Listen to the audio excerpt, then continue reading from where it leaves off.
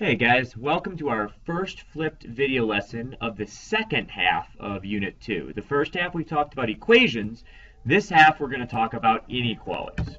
Well, there's good news about solving our single variable linear inequalities, and that's pretty much that almost everything is going to be exactly the same as when we solved our single variable linear equations. Let's do a quick recap of the things we learned to solve our single variable linear equations.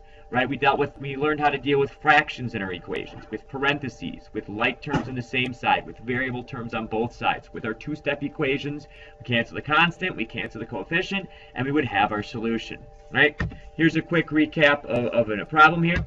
You can see we have fractions, so we use the least common multiple canon, multiply 21 by everything, and we'd get our equation we have below there. You can see then we distribute the negative 63. I combine like terms on the left-hand side with the constants, add 63x to both sides, add 189 to both sides, and then divide both sides by 89 to get my solution there.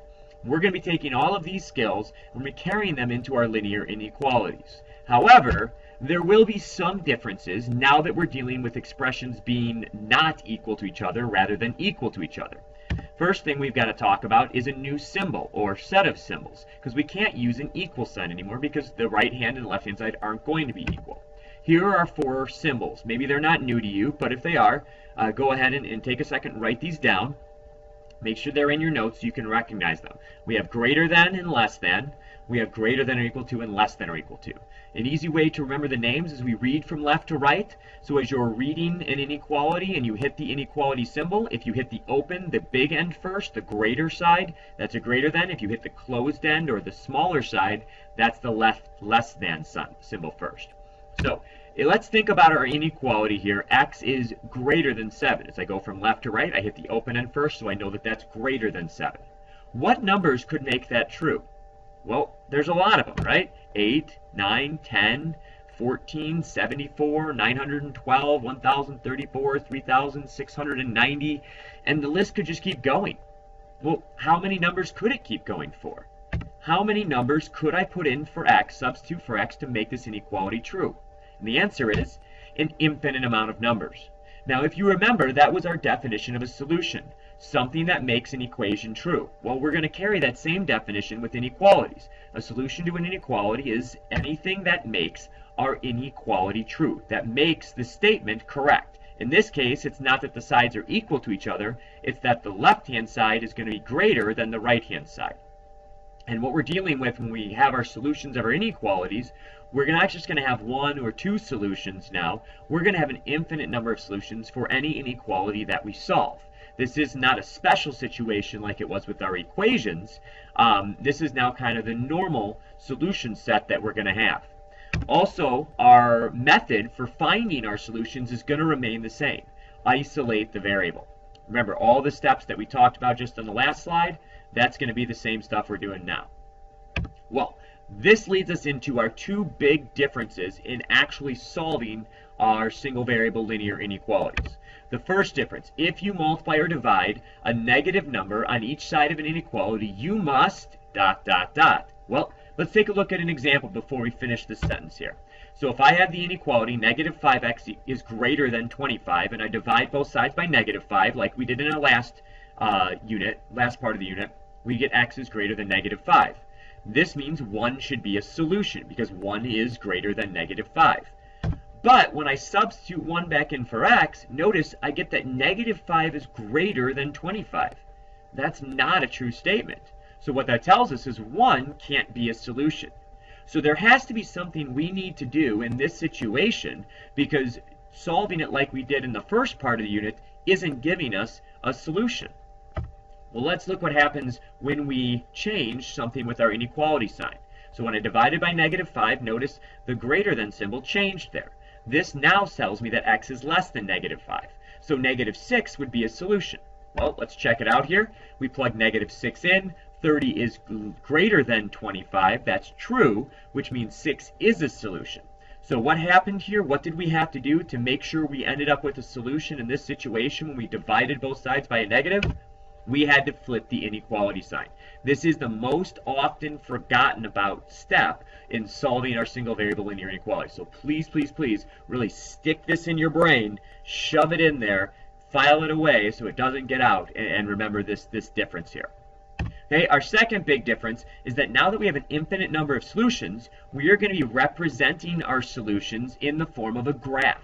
Right? We're going to be taking a number line and graphing our solutions. A couple things we have to know about graphing inequalities. The first is that if we use a greater than or a less than symbol in our inequality, we need to represent the first number that we are starting our solution set with an open circle.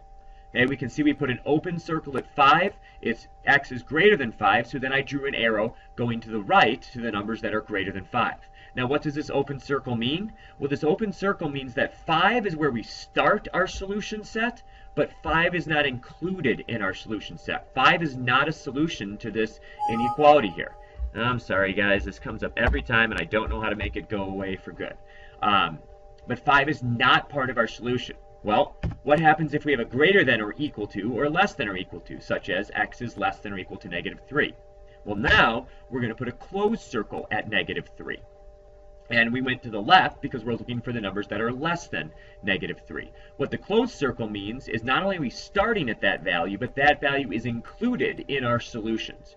So on the right, -3 would be a solution. 5 on the left would not be. Also notice the number line. We put an integer to one tick to the right and one tick to the left of the number that we started at. We don't need to put 100 tick marks. We don't need to find 0. We just want 3 tick marks with an integer to the right and an integer to the left of the number that we're starting our graphs at. Well, if you have questions about this, please make sure you write them down and come to class tomorrow, because we're ready to start solving our inequalities. We've talked about what a solution is, how to find the solution, and a couple of differences in all of our steps. So now let's actually put that into practice. In A here, we got 5x minus 9 is greater than 11. This is a two-step inequality. So I add 9 to both sides, divide by 5 on both sides, and graph my solutions here on my number line. Okay, for B, it's a little more complicated. We have a few more steps here. I've got to distribute the 2. I've got to combine the like terms on the right-hand side of my inequality. I've got variable terms on both sides, so I've got to subtract 2x from both sides. And now it's a two-step inequality again. Subtract 8 from both sides, divide by 2, and I'm going to get -8 is less than or equal to x. When I graph this, though, I've got to be careful. I am looking for the numbers. If -8 is less than x, what I'm really looking for are the numbers that are bigger than -8, right? So I put a closed circle at -8 and draw my arrow to the left. A lot of times we can think of the inequality symbols as an arrow in which way to graph our inequalities, to draw our lines. If you notice in A, the arrow kind of points to the right and we drew our graph to the right. But in B, our arrow, the inequality, kind of points to the left, but we ended up having to graph to the right. We can't always take the inequality as if it were an arrow pointing to which direction to draw our graph. We've got to make sure we really think about what the inequality is asking us and what numbers would satisfy, would be a solution for our inequalities there when we graph. Okay, our last one, C, we've got to flip our inequality sign because I divided both sides by -6. Again, it's a closed circle at -5, and we're looking for less than -5, so we're going to the left. Again, notice in every graph I have the starting point with an integer to the right and an integer to the left. Well, if you need to take a couple of seconds to pause this, to rewind, to get all this work written down, to think about it, to see what we did, and again, if you got questions, write them down, bring them to class, do that, but we're going to move on right now to having you try them on your own. So here are 3 inequalities. I want you to write these down. They should be in your notes. Please, please, please show us the work that you're doing. We're not going to show you the work here when we come back. So try these on your own, show us the work, and then we'll check our answers. Ready? Pause. Welcome back. Let's see how you did here.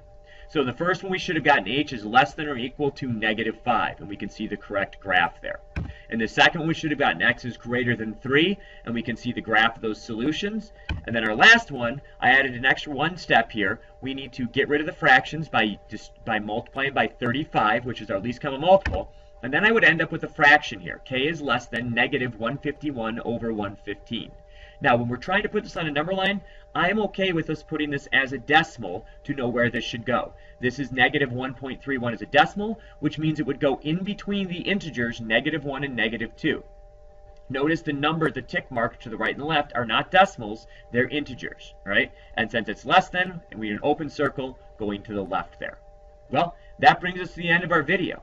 Hopefully, you learned some things here. Hopefully, some things are making sense. If they're not, please, guys, ask the questions when you get to class, and we'll talk about them and make sure you got some good understanding. Well, until next time, we'll see you later.